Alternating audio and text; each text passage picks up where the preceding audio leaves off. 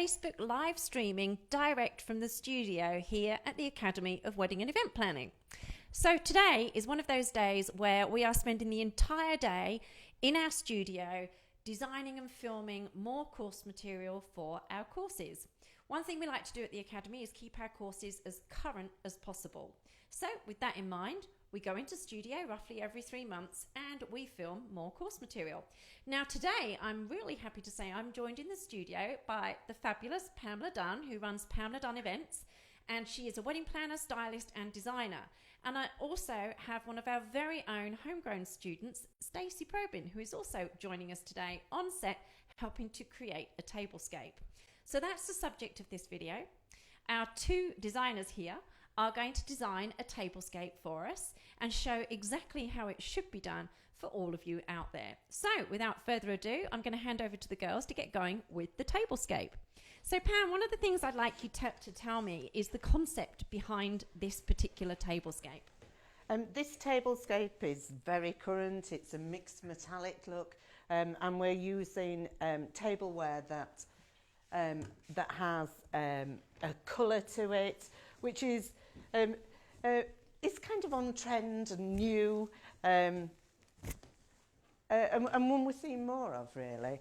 Here we've got a very large sequin top tablecloth, as you can see.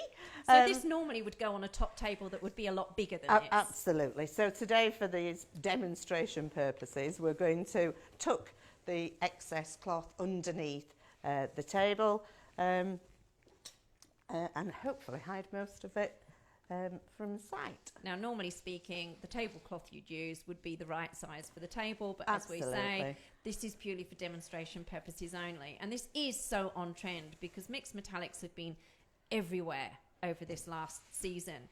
And these sort of tablecloths are not easy to come by, are they? No, they're not, and certainly not in this size.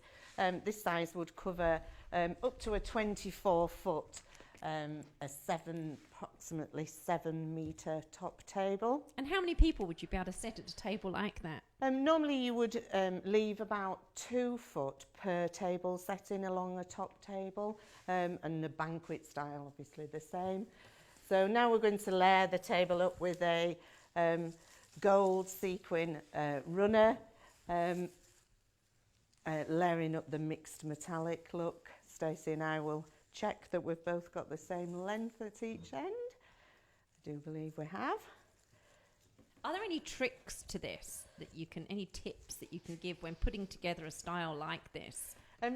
You're really looking for something that will take minimal setup and have the most impact. The client obviously wants to see something that looks bespoke, unique, and very personal to them. So you would be working with them obviously to include all of the elements that they're looking for, but also to make it quite an easy styling to set up.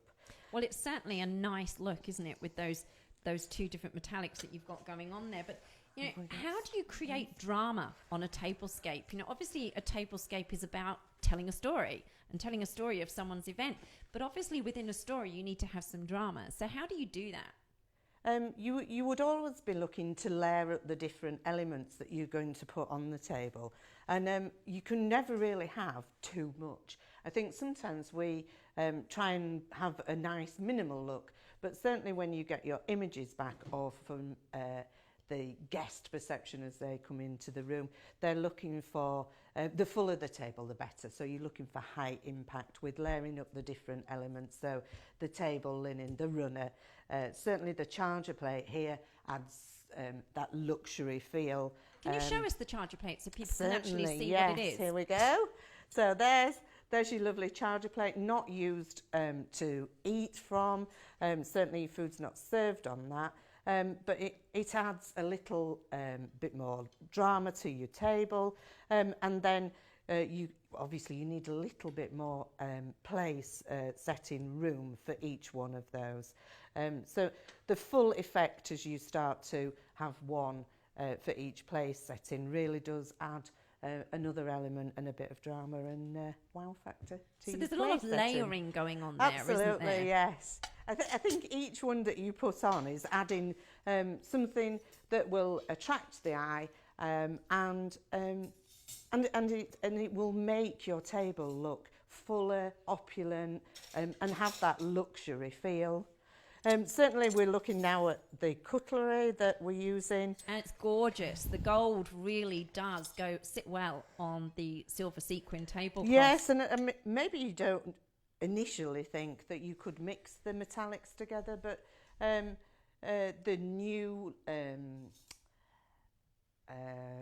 rose gold, the champagnes, the golds and silvers, bronzes, all brought together, can create a really, really special look without having to stick to one colour or one element of metallics.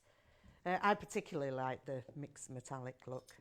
And you've incorporated obviously a spot colour here using sort of the minty green, which again helps bring everything together and just detract a little bit from all of the metallics that are going on.